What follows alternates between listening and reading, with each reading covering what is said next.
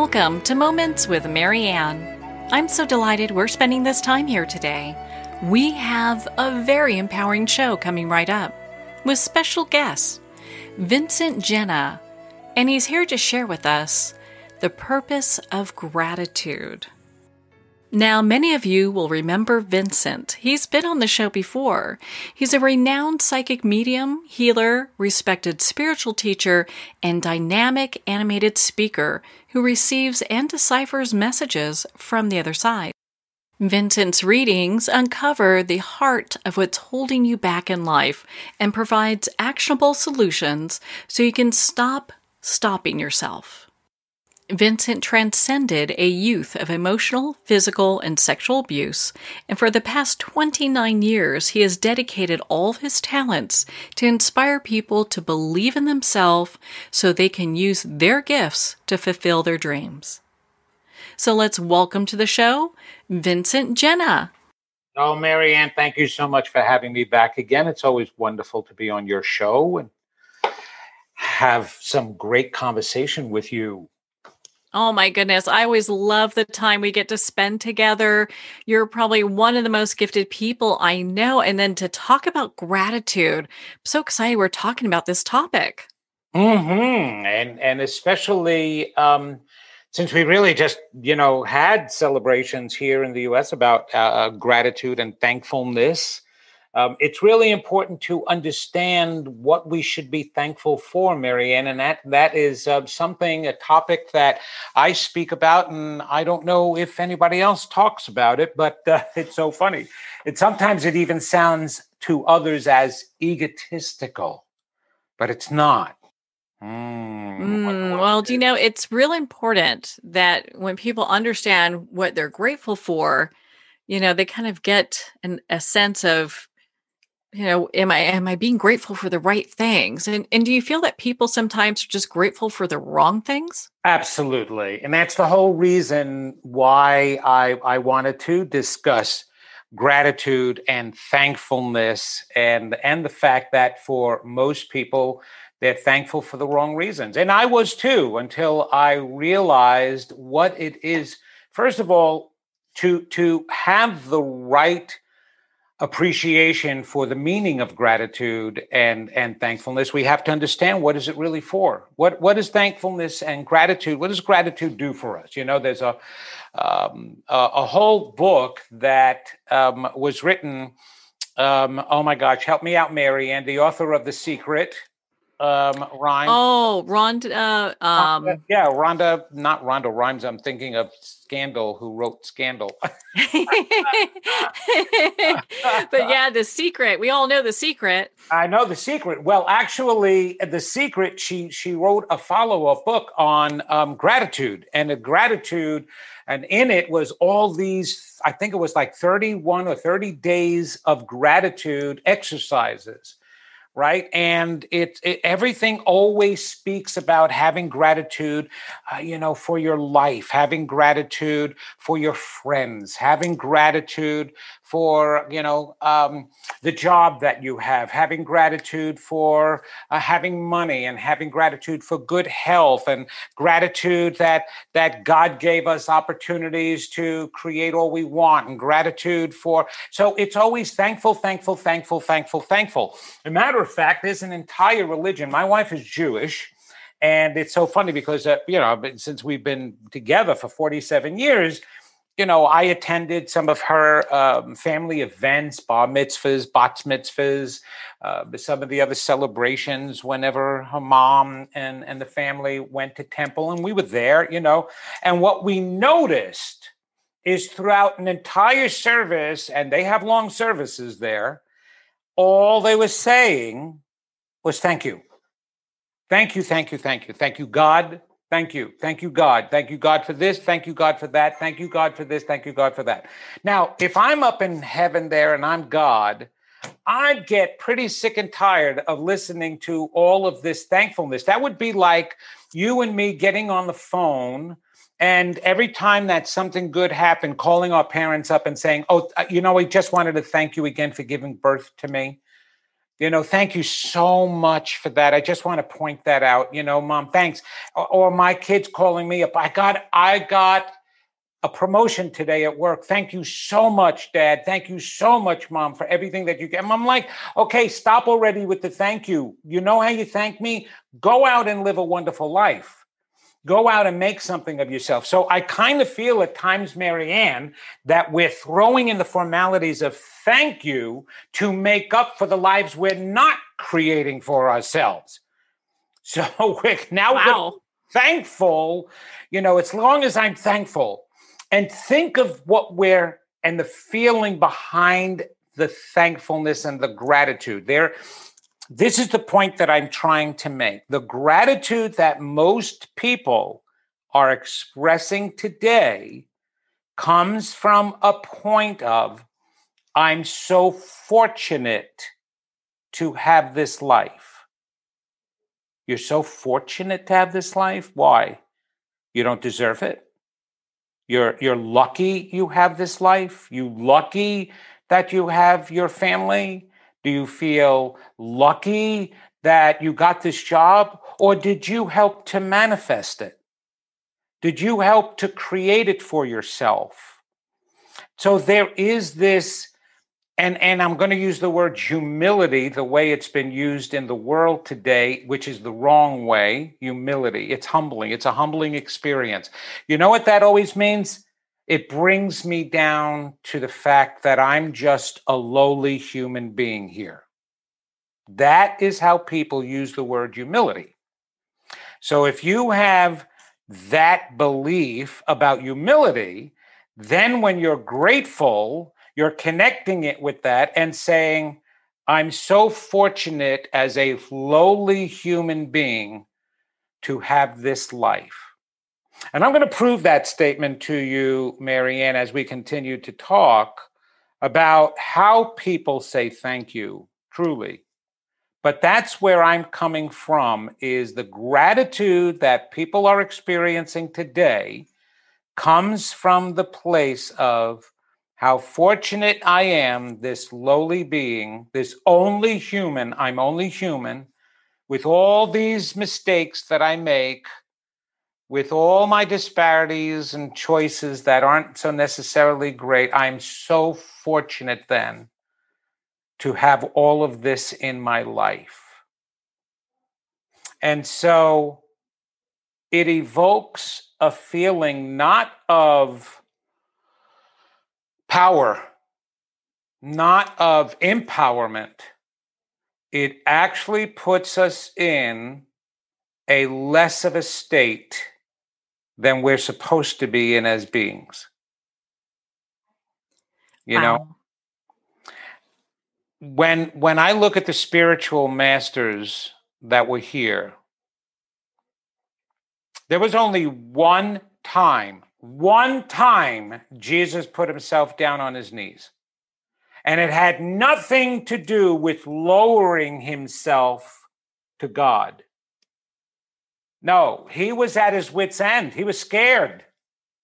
He got down on his knees, scared. You know how we collapse our bodies? Sometimes we collapse it and we get down and go, oh my God, I can't believe this is so wonderful. This is so great. Yeah, I watched all the television reality talent shows. I love them. And I see so many of these incredibly talented people, right? They get chosen by the judges or they're sent to the next round and they just fall down with this feeling of, oh my God, this is incredible. This is incredible. But it also is a feeling of, look at me, lowly me, that I made it this far, rather than an expectation, right?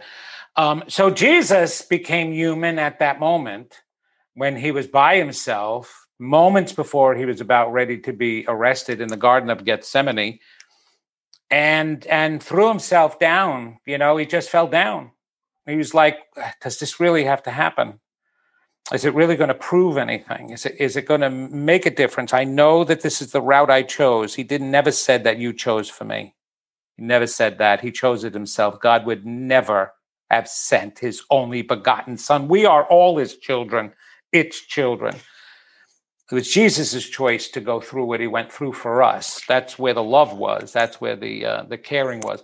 But he just got down at that moment and felt terrible and felt scared. That was the only time. Every other time he was talking with God, he was standing up, proud, with his head held high. Raise your head to God, not lower. Don't bow to me. Matter of fact, somebody threw himself on his knees and called right in front of Jesus and called him Lord. And Jesus told him, get up. Don't call me Lord. I'm not your Lord. Don't get down on your knees to me. There's no need to get down on your knees. And anytime he spoke about God and happiness, humility is your ability actually to recognize your own greatness as well as the greatness of others. That's what humility is. So today, when we're grateful for things, we're grateful in the humbling way that humans define humility, throwing themselves down, rather than uplifting themselves to look at the life I helped to create and the power I used to create that with. That's when you can thank God. So I came up with a whole bunch of, the positive reasons of being grateful rather than the negative ones. And you want to hear some of those negative ones? I would love to hear that because I think a lot of times people get stuck in the negativity, not realizing the impact their words and their thoughts have. Absolutely. Absolutely. And you can hear it every day. And a matter of fact, with the coronavirus going around, you can even hear it. Oh, my God. Thank God I didn't get sick like him. Oh, my God. Thank God. It could have been worse. It could have been worse, right? Thank God I'm not as poor as that guy on the street. Holy cow.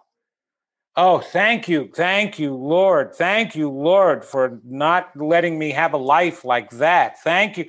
So we wind up being thankful for what hasn't happened to us. That is one negative thankful.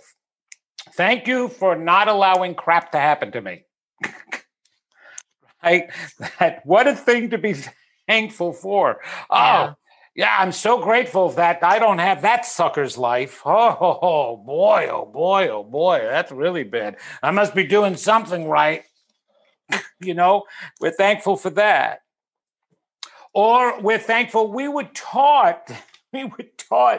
I know, Marianne, you're going to say you've heard this too. So I can't tell you how many times I heard, you better eat everything on your plate. You should be lucky you have all of that. Do you know that there are poor, starving children in the other parts of the world? Oh, my God. I actually got in trouble for that one. Because I replied, can't we mail them this food then? I got in so much trouble for that. I did the same thing. Let's send it to them then. Send it to them. They'll appreciate it more than I will. But that's the type of stuff that's ingrained in us. And our religions did it too. I am a sinner. Thank you for helping my soul to get stronger. Thank you. It's all of this stuff about us being weaker or us being bad. You should be thankful you don't have her as a mother. Or how would you like to, those clothes that you're wearing? You should be grateful that I got them for you. There are other kids walking around that don't have clothes like you. And it's always an obligatory. Is that the word for obliging? Obliged? Isn't that the word obligatory? I don't know. I may be saying the wrong word. For some reason, all of a sudden, it just hit me that could be the wrong word. But whatever the case may be, what I'm trying to say is that it's instilled in us that we're obliged to say, we have to say we're grateful. Otherwise, we'll lose something. And since the beginning of time, that's exactly why they had holidays and traditions of thankfulness. As a matter of fact, they also sacrificed out of thanks, whether it be the sheep, the lamb, the goat, whatever they sacrificed. Oh, some tribes sacrificed people. We're so grateful you're not destroying us and setting our place on fire. So here's a life. Here, take this life and not ours. We're thankful. So since the beginning of time, we've had the wrong attitude about gratitude and thankfulness. And then every Thanksgiving, get this, I love this. Every Thanksgiving, every family, or a majority of families, or people who have families, get together. And all they do is argue. See, that was a family calling. And what do? They get into fights. They argue. The dysfunctional family that you come from or came from in some of these families, right? The ones that you complain about, you all get together because it's absolute tradition. Got to get together for the holidays. You get together for Thanksgiving. And right after you had a fight with your brother, your sister, your mother, your father, your aunt, your uncle, you complained about your old grandmother and grandfather, you sit down at the table to break bread with each other and go around the table, and now everybody say what you're thankful for. It's such a hypocrisy. No wonder why we're creating the lives we're creating, but there is a feeling, and I bet you know that feeling too. When you are grateful for the right things and the right reason, I don't even know if people understand why they're supposed to be grateful. What do you think, Mary Ann? Do you think people know why they're supposed to be grateful and why it helps? I don't think people really understand all the complexity that goes behind gratitude. I think they think maybe it's a polite thing to do, but from an energetic level, there's so much more that goes to that. Oh, you're absolutely right. Right? When kids just went trick-or-treating back in October, right? And Halloween, and that new way that they had to go, people left it at the table. But back in the old days, when you knocked on the door, you always had your parent, mom or dad, turning around saying, make sure you say thank you. When they give you that, make sure you say thank you. So they say thank you. They have no idea why they're saying thank you. Isn't this the holiday that you go knocking on doors and everybody gives you candy and stuff like that and treats? Isn't that what's supposed to happen? Why am I saying thank you for something that's supposed to happen? There is a reason why we should say thank you. Thank you. Because it acknowledges not just the other person's act, but yours. Yours. Because of how gratitude, we're supposed to be grateful, or let's remove the word supposed. It's good to be grateful because of how it makes us feel as people. And the feeling we experience, we then replicate again and again and again. When I say thank you to God, I'm not thanking God for having made the choices. I'm thanking God for giving me life and the will to make my own choices. Because then the choices that I'm making is what is manifested in my life. Not the choices God made, not the choices Jesus made, not the choices my mother made, not the choices my father made. The choices I am making manifests my life. That's different, isn't it? It has a completely different energy. And especially coming from someone as gifted as you can see on the other side the differences between this. And, I could see when you're discussing about this, how all makes sense. A lot of times people aren't staying within their personal power. They're giving their power away. And it's a totally different energy than how we should be doing it. Absolutely. Absolutely. And we shouldn't be thankful for the things that are supposed to happen. Okay. Like when parents have children, the parents should be saying, thank you. Thank you for making the choice to have these children because they bring me such joy. Thank you for me in making the choices that I have the money to feed my children, that I can feed my children and keep them safe and keep them comfortable and help them to develop a happy, joyful life.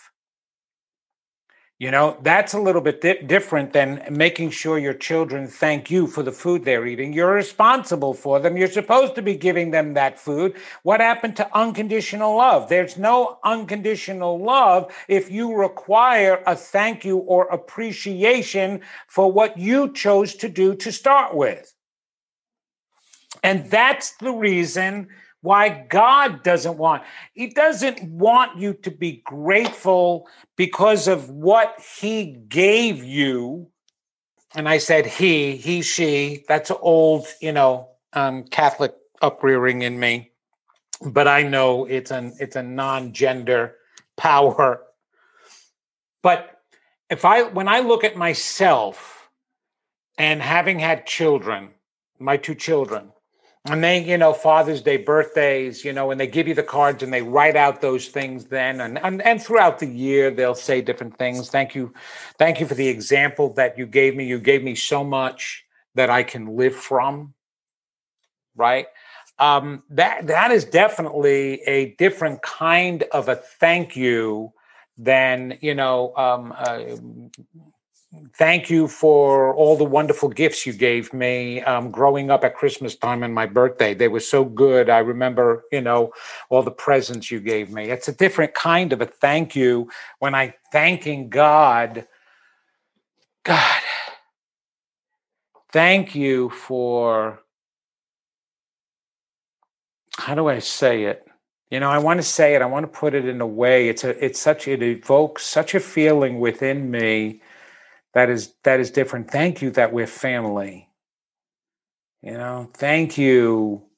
I'm not thanking you because I know you created us because you didn't want to be alone and you wanted to share what you knew life could be. You wanted to share that with other living entities besides yourself. That's a goodness in you. That's a goodness in you. So I know that us being created wasn't strictly for us. It was for you too.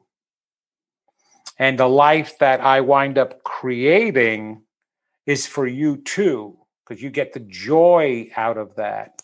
So the gratitude then is an acknowledgement of the feeling you get from being able to do all of that, for that being able to happen, and the options you have and the opportunities that you have. I'm grateful for the opportunities of life. I'm grateful, even though that's why the lowliest of people in their living, they could be a homeless person who is homeless not by choice, because there are some homeless people. We got to remember there are some homeless people by choice. But the ones that didn't choose to get down there, they still have the opportunity, and gratitude is an acknowledgement of what you have to be able to create the life you want with. And that's the reason why we can all be grateful. And the more gratitude you feel, then you're acknowledging your true beliefs. So you don't want to say thank you, like you said, because you're trying to be polite and nice. You're saying thank you because you believe. You believe in who you are. You believe in your divinity. You believe in the source. You believe that we're one family. You believe in all of that. Don't say thank you until you believe, because it falls by the wayside. It falls on unheard ears and power. And that's why most people's gratitude prayers are hollow.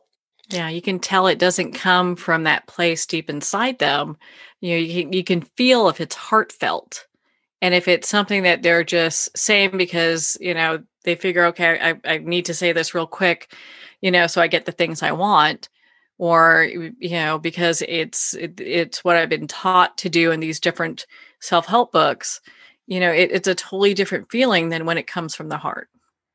Totally different. And it's a total different feeling, and the energy that you put out from you. When I say thank you to my wife, I'm not thanking her for being my wife. I'm not thanking her for saying I do to me. She had every right to say I do to me. I mean, when you believe in yourself enough, then you don't think you're fortunate that you happen to have a good person in your life as a partner. You expect it. What I'm grateful for is I'm grateful that we can create these experiences together. I'm grateful for, I'm grateful for the belief I have in you and the belief you have in me. It's still different. It's acknowledging, it tells the other person also. So it's part for you in acknowledging what you've done, and it's part for them to acknowledge what they've done. Makes them feel good in that way. Like when somebody says thank you to me, and same with you, Mary, and I'm curious. When somebody says thank you to me for helping to transform their lives, it validates that I've done some good work. But because I know where the thankful is coming from at times, I actually say back to them, well, you do know that without you, anything that I said and anything I would have done would have been meaningless if you didn't choose to apply it, if you didn't choose to accept it. So in your thanking me, make sure you acknowledge the fact that you put in as much, if not more work than I did in this. So we both get acknowledged then, for work I may have done to help somebody. Yeah, I could be doing 1,000,001 wonderful things. It's up to them in order to be able to apply that stuff. So my feeling of when I receive a thank you is I want them to feel what they've done and to have helped themselves, and it does it validates life. How do you feel when somebody says thank you?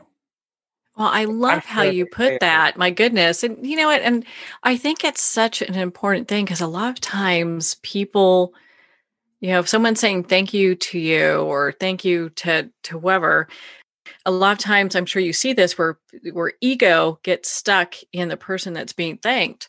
And they're like, oh, so great. And I love how you keep it so the people that you're working with keep their own personal power. At no point is that being diminished in any way with you. Yeah, I'm glad you said it that way.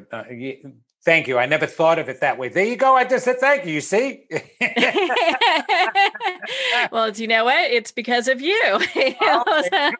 Right. See, and that's exactly. It's a two-way. That's the purpose of. Well, why do we say I love you? It's a two-way street with any communication. It's two ways. It's supposed to be a twofold communication. So we can end the two phrases that are most commonly used on the face of the earth today is thank you and I love you or I love this. Love gets, oh my God, will you look at that flower? I love that. Oh my God, did you see the episode of This Is Us? I loved that episode. This is like, oh, I love you. Give me a hug. Oh, I love puppy dogs. And it's wonderful. I love pistachio ice cream. I love sugar. I will eat it all the time. I love, so the words, and oh God, whoever came up with cotton candy idea, I love you. Thank you. So we can use both those phrases in the same sentence all the time. And they get watered down. They get watered down now. Now, you say "I love you" to somebody that would say, "Well, do you love me?" And literally, I've heard this: "Do you love me more than candied apples?" Oh, And I'm like, you tell him that's a tough one. that is a tough one. Yeah, depending upon who it is. Yeah, that's a tough one. I think the candy apples have it beat out. Sorry, but that's. And then what does the person say in response? Oh, thank you. Thank you. So we can even use those phrases as sarcastic expressions as well. Oh, okay. You just broke my heart. Thank you very much. Thank you. Oh, yeah, I love you too. Not, you know, so it's so funny because then when we say it, when we're meant to say it, it's lost. It really is lost its potency. It's lost its significance. And I think that that's what we wound up getting caught in over time. We may not be sacrificing lambs and during all our celebrations today. Well, actually kind of still do. And I know on Passover we'll, have possibly, we got a lamb shank on the Seder plate. So that lamb was sacrificed in some way. We still have our sacrificing. We still have our giving up. What do Christians do for Lent, for Jesus? They sacrifice. Thank you. So the thank you is not even enough anymore. You got to give something up if you're really grateful. Just see, and we have those examples, and that's because it's what we were taught. And most of our traditions today stem from old worldly religious beliefs, because that basically, those religious and philosophical practices came very early on in our lives, right? Back in the old days, when we were still maybe, living over in the Middle East and stuff, religion was the way of life. It was part of the way of life. Even the leaders were the prophets who spoke with God. So religion and life were never separated. A matter of fact, in today's society in the US, we actually had to state that the state and the church are separate. Why did we do that? Because King George over in England, he was using the church as excuses to mistreat the people. So when we got over here, our founding forefathers turned around and said, we're not going to let that happen again. So church and state, meaning church and government, have to be separated. So most of our practices then and our traditions then stem from religion. And most of our early religions taught us that we were lowly human beings. And then once Christianity came around, somebody came out and said that we were a sinner. Jesus never said that we were sinners. Jesus called us hypocrites. But the word sin was always meant to talk about, okay, the lower choices that we're making. You can change those lower choices. You don't have to stay making those lower choices. If you just knew who you really were, you can make higher choices and be grateful for making higher choices. Right? That's where the gratitude was supposed to take place, but we were always grateful for the wrong reasons. And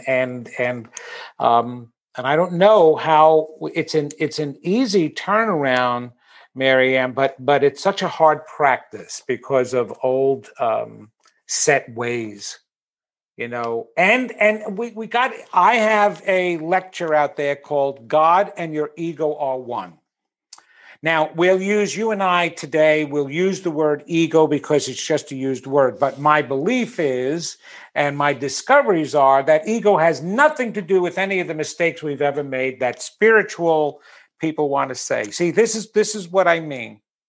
I just finished saying that religion in the past pointed out our weaknesses, right? As sinners and only being humans, and we make mistakes and all of this stuff, right? As sinners, right? Yeah. Okay. Yeah. Now we're into New Age and New Thought understandings and philosophies, and that we're all magnificent beings, that God is in us, with us, as us, that we don't need to be saved, we're saved already. All these wonderful new concepts, which are in a lot contradiction to some of the old world religious beliefs that we're sinners. You're not a sinner. No, Jesus did not have to come down here to save us. There was nothing to be saved. We're all wonderful beings. We just have to remember that. And if we start thinking positive thoughts, we'll create a positive life. However, those luminaries who brought that old world knowledge back and awakened it again into contemporary times still threw in a caveat. Do you know what that caveat is? I'm just fooling around with you and seeing. No, I don't, but I'd love to hear it. Hey, Marianne Williamson wrote in her Course of Miracles books that, yes, we have the potential to be and act Christ-like, like Jesus. And then the next whole chapter was about how most likely we're not going to because our egos get in the way. And I'm like, holy moly. They had to come up with another reason why we're imperfect. Now, it's not because you're a sinner. They had to find some other reason. It's because of your ego. And having gotten my psychology degree and my clinical social work degree, I did a lot of study on that because I was going to school while I was a psychic. And so I had more in-depth curiosity. And in studying all of that about the ego has nothing to do. The ego is in your conscious mind, and all it does is truly just identify you as an individual and allows you to feel good about all the good things you've done. Okay? Ego is not the culprit. The culprit is your defense mechanism part of your brain, of your mind, which lies in your unconscious portion of your mind. Only 2 to 5% of the human mind is in conscious awareness. That means 95 to 98% of the mind is in unconscious awareness. So you're going to tell me that the only part that's conscious is causing most of your problems? No. Yeah, it can be fed by your conscious mind, but most of the problems are caused by what was ingrained and put into your unconscious mind, either by you or the messages you received from the environment. So it is not the ego that is getting in the way, but they had to come up with something. You see, it's so hard to get out of a human being. Now tell that human being who thinks their ego is the culprit and getting in the way, and you got to put that behind. Now tell that person you have to be thankful for you and the choices you're making. Oh my gosh, that's ego speaking. Oh, that's what a lot of the practitioners will call. Not all of them, they know me, but that's what they say about, no, Vince has a big ego. They don't even know what a big ego is. And it's created such problems in people that we have to constantly identify what is weak in us to keep us from getting stronger and evolving. So if you keep telling a child how bad that child is, don't you think that child is going to grow up with a lack of self-esteem, a lack of self-confidence, and start making bad choices? Doesn't that child have more of a chance of doing that than the child who's taught you're wonderful, you're magnificent? Okay, some days you're going to make some mistakes. It's okay. It doesn't make you any less of a being or a person.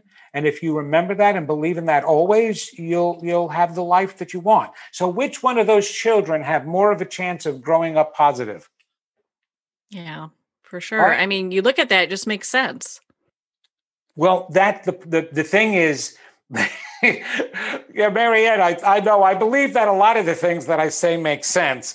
It's a matter of now people having to believe that, not just me. My life is great. My wife's life is wonderful. We have incredible children. We see the proof of our beliefs.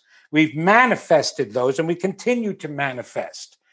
And every so often we'll fall and manifest something we don't like, but even that's not that terrible. Small things. I mean, goodness, I'm sure I shared the last one, but maybe I didn't. Back in 2017, I had a heart attack. Now, I had a heart attack, number one, because I wasn't paying attention to my cholesterol, my body. We're body, mind, and spirit. I tend to spend a lot of time on the mind and the spirit and ignore the body a little bit more. I figured it would just come along for the ride, but we have to pay attention to the body as well. I had done that earlier. We have high cholesterol in my family. I have normally high cholesterol, which means I have to pay attention to physical, eating the right things, taking care of myself, but also emotional, because since cholesterol can clog your arteries, so can the lack of self-belief and self-love, because physical is the result of everything emotional. But I have been putting in a lot of work. And so there was one period where I neglected to pay attention to both my emotions, that I was scared. I literally had a block of self-belief. And at the same time, I wasn't paying attention to my body. So I wound up having a heart attack. It was a 99% blockage in one of my major arteries right off the widowmaker. I should have been dead. That's what the doctor said. Wow. The outcome was that and I was walking around with that heart attack for 3 weeks. I know when I had it, and I know when I went to the doctor. Not one speck of damage to my heart. They want me to ignore the fact that I even had the heart attack. Yes, pay attention to the fact that I would still have high cholesterol if I don't take care of it. But they said, no damage. Your heart is so strong, it's pumping out more blood than most humans' hearts. So you don't have to be in a train wreck. You drive a car, you're going to get a flat tire. But that doesn't mean that you have to end up in a 6-car pileup. Why? Because I believe that, number one, I walk my talk as best I can. And if I'm not, I pay attention to it and do what I need to get back on that path. 2, I'm grateful for the right reasons. I'm grateful. Yeah. I don't look at my wife and say, thank you for choosing me. Yeah, I can thank her for being her. But I also thank myself for the choices that I've made to attract someone like her. I think that says a lot about the life that you've manifested, not just for yourself, but for your family as well. I believe that.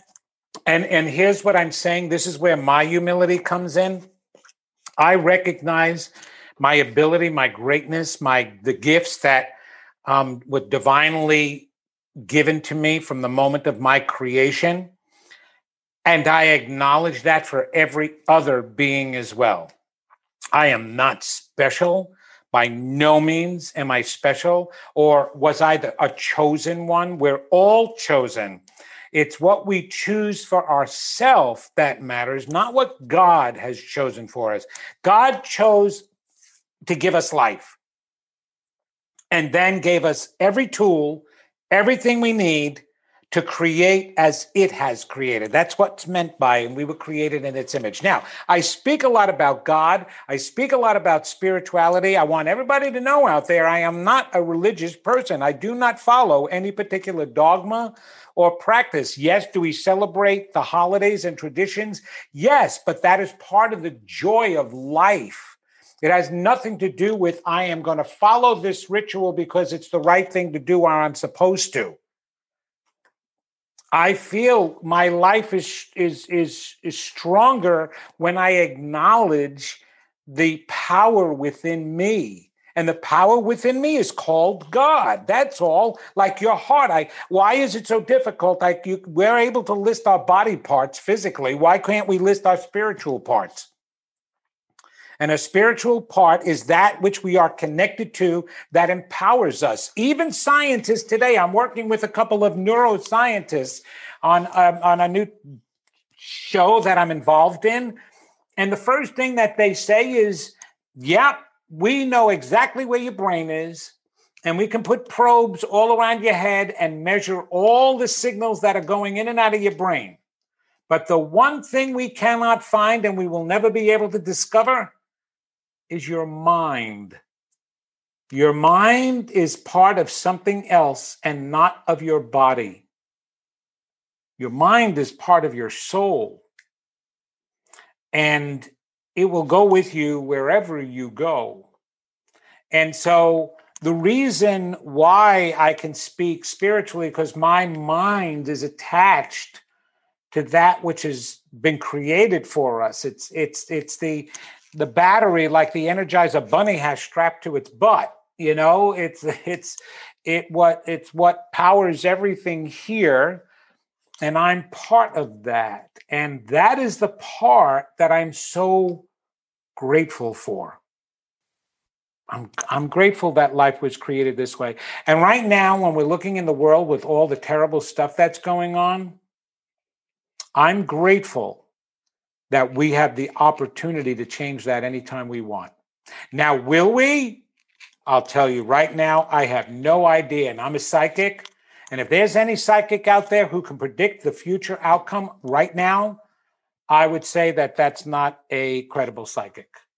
Because of free will, they on the other side don't even know what's going to happen. They do know in the end everything will be fine, because there is no destruction of our souls. There's only can be the destruction of this physical world and our physical bodies. That's all. There can be suffering. Absolutely. My care is more about the suffering, not the soul. It's the more we suffer, the further we get away from who we really are and our connection to something more powerful. So that's why I want people to learn what to be thankful for, because the more that they are thankful, the more they create and bring in. The more you acknowledge what's right about you and powerful about you, the more you will see life change. The more you feel terrible about what's wrong about you, the more you'll see that constantly occurring. So, what are some things that our listeners can focus on and say right now that really drives the whole discussion of gratitude to a greater sense for themselves? What can they say when they want to be grateful for something? Okay, I'm going to imagine that I've lost everything and everyone in my life, okay, including my home, that I am the worst of life right now, but I still have the capacity to think and make choices. So I'm going to imagine that. And what I say right now is coming from that person, okay? As hard as everything seems out here, and as hard as everything seems in my life, I am so grateful that I can open my eyes and still think. I'm so grateful that I can still choose to believe what I want to believe. I'm so grateful that my heart can still feel. And though it has felt a lot of hurt and a lot of loss, that loss and that hurt has nothing directly to do with my value and who I am. I'm so grateful that today I'm going to make a new choice. That today I'm going to believe that I have value, that I'm a seed, and in me is the ability to be a full-grown, fulfilled being, worthy being. And I'm so grateful that I can still impact other people's lives. Though I have made other people sad from looking at me and seeing what I've become, I'm grateful that I can inspire them by me becoming something different. I'm grateful that even where I am today, I am equal to the person on this planet that has everything. I am grateful that my belongings, that the number of people in my life don't define my value, that I define my value. I am grateful for this. I am grateful to the power that gave us the choices and the power to manifest and create all we want. And from this day forward, I choose to create what I truly am worthy of having. Amen. I love that.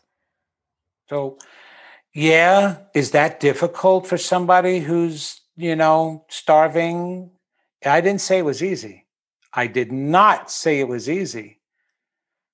But when you make that kind of a choice to believe in that, you've just released the power of your soul. In order to have nothing in this world, you are putting out, or I should say, you are expending more energy by believing in that and by having manifested that than it is to believe that you're worth something. It takes more energy to be negative than it does to be positive, Marianne, and most people don't understand that. As a matter of fact, some sociologists would argue with me and say, oh, no, it's very natural. It's actually easy to be negative. No, it's not. The only reason why we're negative is we've gotten used to it, but it exerts much more energy. And the proof of that is in our own makeup. In the makeup of an atom, a proton is so positive that it could hold numbers of electrons around it, circling around it. It can hold it in, just like the sun holds in the planets circling and orbiting around the sun. A proton is so powerful, it's a positive charge, and an electron is a negative charge. And in every single one of our atoms, there's one proton compared to several electrons. And so, therefore, that's proof right there that positive is much stronger than negative. So, in order to have that much negative belief, you have to be putting in a tremendous exertion to be feeling that rather than allowing yourself to feel the positive. And that's what gratitude should be all about. The fact that you have that power to have something to be grateful for. And I challenge everybody to say that prayer. I actually created an empowerment prayer, and if people go to my website, they can download it or copy it. And it changes the serenity prayer. Even the serenity prayer that we hold on today gives away our power, right? God, grant me the serenity to believe. Wait, I don't even remember the real prayer anymore. You say it, Marianne, for me real quick. I don't have that prayer either. Sorry. God, grant me the serenity to accept the things I cannot change, and the courage to change all that I can, and the wisdom to know the difference between the two. Okay, that's it. But that gives away our power. Accept the things I cannot change. No. So I changed it into, God, grant me the conviction to believe there is nothing I cannot change, the power to change, the courage to change all that I wish, and the wisdom to know what's best left the way it is. So it's not that we can't change anything. It's that there's just some things we shouldn't change. But we have the power to do all we want, and we have to start turning around our prayers of gratitude and thankfulness and understanding, and remove those words of limitation and start replacing them with words of empowerment. So thank you very much for allowing me to share that. Oh my goodness. Thank you so much, Vincent. I mean, it's always such a treat to spend time with you. I know you talked about your show or a show. I'd love for you to share what do you have going on as far as shows are concerned? Well, first of all, I am hosting a Unity online radio show. And Unity, of course, is New Thought spiritual movement like Science of Mind and Centers for Spiritual Living. And they have a large network. I'm one of the hosts with so many other wonderful hosts there. And that's on Wednesdays at noon Eastern time.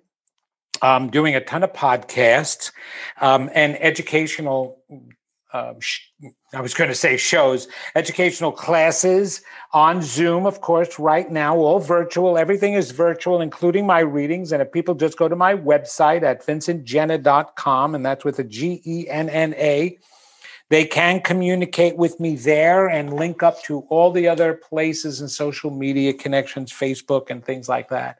But come listen to me on Unity show, and you can call in with questions or listen to all the old podcasts, kind of like you, Marianne. So, that's what I've got going on. Plus some things hidden in the works that I can't really talk about right now, which sound very exciting and will be released pretty soon, actually. So we'll see what happens with that. But yeah, that's what I've got going on for me a lot right now, including moving. I just sold my home. I'm packing it up and moving to a temporary location at the beach for 3 months and then into our new home here in North Carolina, where I won't have to take care of the land at all. They will take care of landscaping, and I have more time to come online and teach more classes then and to do more interviews. Yeah, well, I think that's so exciting, and I cannot wait to hear what you've got going on that you can't share quite yet, but I know you will as soon as you can. Where can our listeners connect with you? I know your schedule is extremely busy. I don't even know if you even have openings anymore for appointments. Oh, I do have some. Yeah, people can schedule it. It may be a month or two ahead of time, but that's okay. It's there, and there's always people that need to cancel and stuff like that. But again, if they go to my website, and there is a book now button or my services tab that pulls down and shows the different services that I do offer. Most right now, everybody is going with readings, be it a half hour, be it an hour. And included in that is the mediumship part. So not only do I see, and I'm pretty deep, Marianne, I'm different psychic medium than most, since I do have psychotherapy background.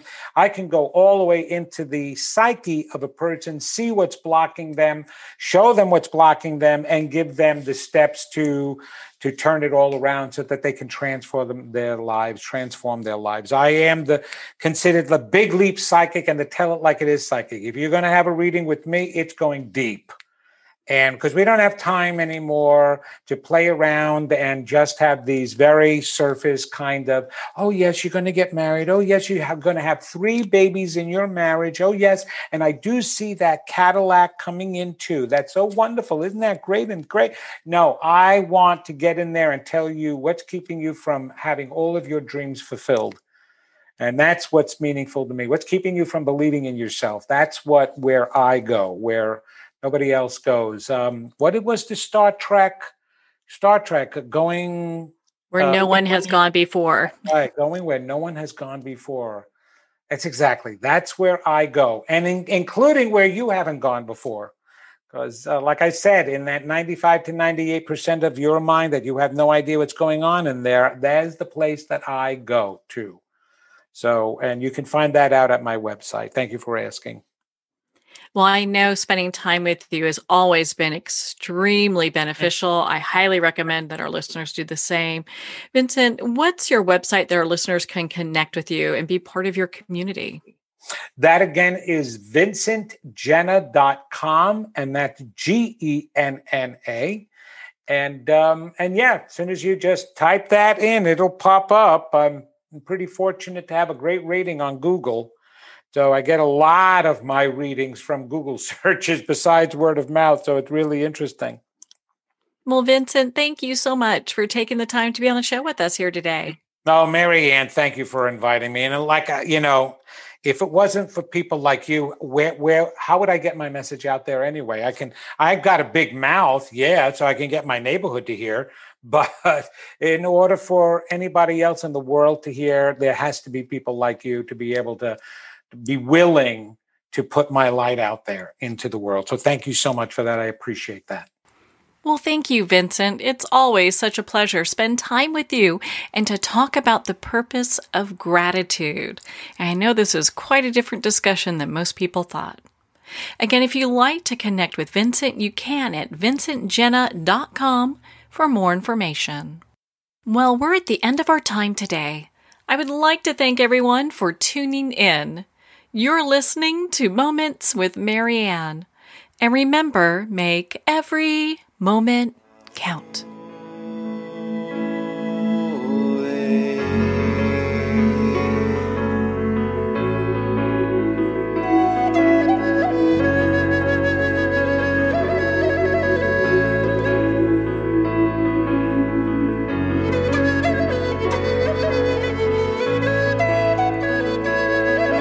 In a single moment, your life can change. Moments with Mary Ann is a transformative hour that covers an endless array of topics with the best of the best. Her guests are leaders in their fields, ranging from inspirational authors, top industry leaders, and business and spiritual entrepreneurs. Each guest is gifted and a true visionary, a recognized leader in her own work, and while teaching others to develop, refocus, and grow, Mary Ann will bring the best guest and sometimes a special surprise. Don't miss this. You never know just which moment will change your life forever. Moments with Mary Ann airs every Sunday, Monday, Thursday, and Friday at 8 p.m. Eastern and 5 p.m. Pacific Time. Make sure to tune in and visit momentswithmaryann.com for more information.